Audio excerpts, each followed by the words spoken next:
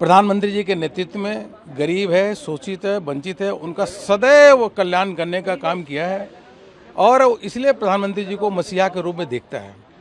और 4 राज्यों में भारतीय जनता पार्टी की सरकारों ने भी बहुत अच्छा काम किया। गुड गवर्नेंस का वहाँ उन्होंने एक शासन स्थापित किया है। कार्यकर्ताओं ने अथक प्रयत्न और मेहनत किया है, जनता को पूरा समर्थन मिला है।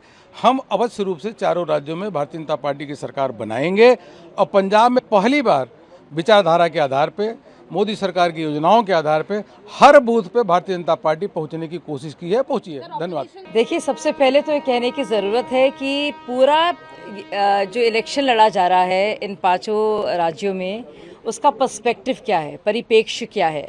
तो जो लोग भी इलेक्शन जानते हैं और इसको फॉलो करते हैं, उनको ये जानना चाहिए कि ये जो इलेक्शंस हैं, इसमें पहली बार प्रो इनकम्बेंसी की बात हो रही है।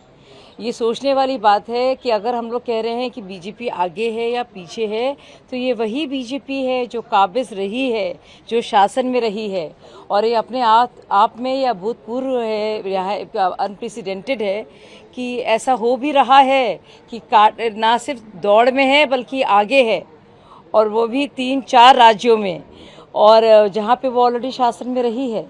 तो ऐसा कभी क्या हुआ है इतिहास में? ये सोचने वाली बात है कि वही पार्टी जो बाकायदा शासन में रही है, वो बाकायदा ना सिर्फ पूरी टक्कर में है, रेस में है, लेकिन अब फिर से ना सिर्फ मेजॉरिटी का मार्ग, बहुमत का मार्ग या जो मैजिक आंकड़ा है उसकी तरफ जारी है, बल्कि उसको पार करने के लिए पूरी तरफ अग्रसर है और प्रतिबद्ध है, जो साफ जाहिर है। ये तो बहुत ही अच्छी बात है, क्योंकि एक तरह से तो ये अखिलेश जी द्वारा अपनी हार मानना तय है।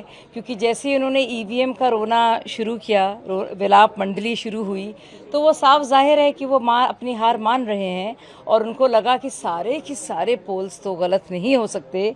और यहाँ तक कि CSDS लोक नीति का भी जब पोल बाकायदा एक बढ़त दे रहा है, और मुझे लगता है एक बहुत बड़ा एक तबका है, और वो है लाभार्थियों का, और वो साइलेंट वोटर है, और वो उसमें पूरा तबका, और वो आइडेंटिटी जो है वोटर की, जो आइडेंटिटी कहा जाता है, उसमें सब धर्मों के लोग हैं, सब मज़हबों के लोग हैं, और सब ज़ात के लोग हैं, और वो एक गरीब तबका है, और उसको पहली बार कुछ मिला है।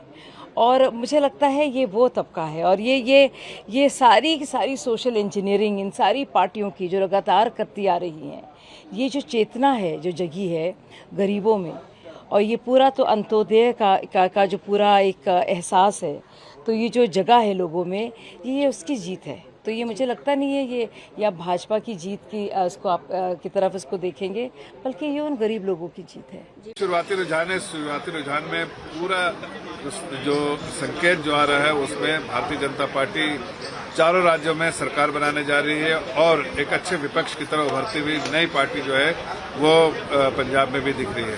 भारतीय जनता पार्टी उत्तर प्रदेश में खासकर जहां कई अटकलें लगाए जा रहे थे, वहां अभी समाजवादी पार्टी से डबल से ज्यादा जो है वो बढ़त बना के रखी है, और जैसे जैसे दिन ढलेगा मुझे पूरी उम्मीद है भारतीय जनता पार्टी जो है कम से कम 300 सीटों से वहां पर जीतेगी, और वहां पर सरकार बनाने में फिर से ऐतिहासिक तौर से सरकार बनाने में कामयाब होगी। अखिलेश यादव ईवीएम का बार-बार उठाते हैं। देखिए, अब अखिलेश यादव जी को पता है कि वो पहले 400 का दावा करे थे, फिर 300, फिर वो अब 200 का भी दावा करने के लायक नहीं बचे।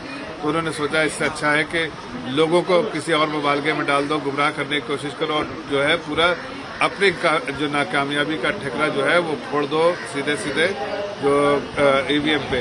हकीकत तो यह है कि ईवीएम जो है वो उस पर जो वही लोग उसकी बात करते हैं जिनका विश्वास खो चुके हैं जनता का। अगर जनता का विश्वास होता तो जाहिर है इस तरह की बातें नहीं करते।